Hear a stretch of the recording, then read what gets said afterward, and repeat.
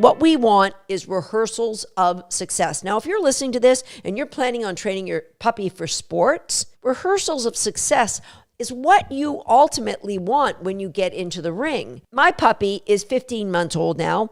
And just today I was thinking, you know what? Today hasn't been a great day of rehearsals of success. So what do I mean by that? Hasn't been a great day for me. I was training my puppy off and on over the last week to do some weave pulls in a sequence. His weave pulls have been great, but he has learned how much fun it is to go fast while you're doing weave pulls. His weave pulls just on their own were a really decent speed, and he was having fun, and I was thrilled with the performance. But he thought speed needed to be included in this game, like high levels of speed, which ultimately isn't bad, I guess.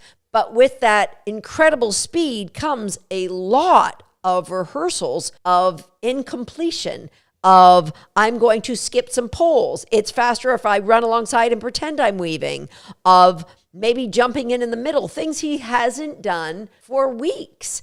And so just tonight, as I was eating dinner and I was reflecting back on some of my notes from my training, I'm like, you know what? I've got to go back and just have a solid 2 or 3 days of really clear understanding of how to be successful in the weave pulls. Rehearsals of success are really important when we're raising a puppy because what gets reinforced grows. So it doesn't matter how much you're reinforcing your puppy for being calm at your side. If he's off running amok, jumping over all of your furniture, shredding your bed sheets, peeing where he wants, these are all rehearsals that, if repeated enough, will get reinforced to the point where your good reinforcement for the odd behavior in your training session once every couple of days has no hope of impacting both the relationship that puppy has with you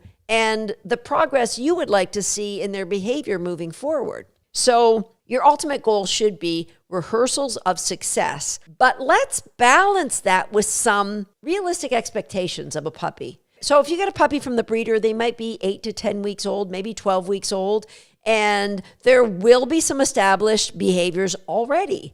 Some of them will be great if your breeder's done a great job putting effort into teaching things like sit to greet and have fun and enjoy the crate, but they also might be not so great if you have got this puppy from a big litter and the breeder didn't have time to spend with them, or the puppy was ignored because the breeder was very busy and maybe it was the last puppy left, or yada, yada, yada.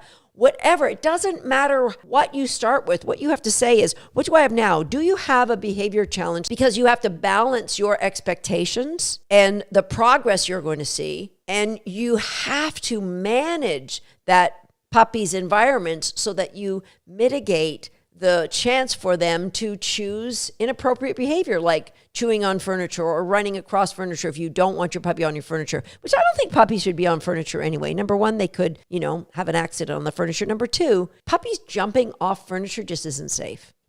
Whether you have your dogs on your furniture as they grow up, that's fine. Or if you want to pick your puppy up and hold them on your lap and then put them down. But puppies jumping on and off furniture, you potentially could injure their growth plates. So not something I would recommend. So rehearsals of success. We've got our training den. If you don't want your puppy on the furniture, then you've got them in an X-Pen. You play crate games with them. You've got a routine. So the X-Pen is going to be big enough that you can put enrichment games in there, fun food puzzles, things that they can figure out, scenting games. Oh, that's so good. It tires puppies out.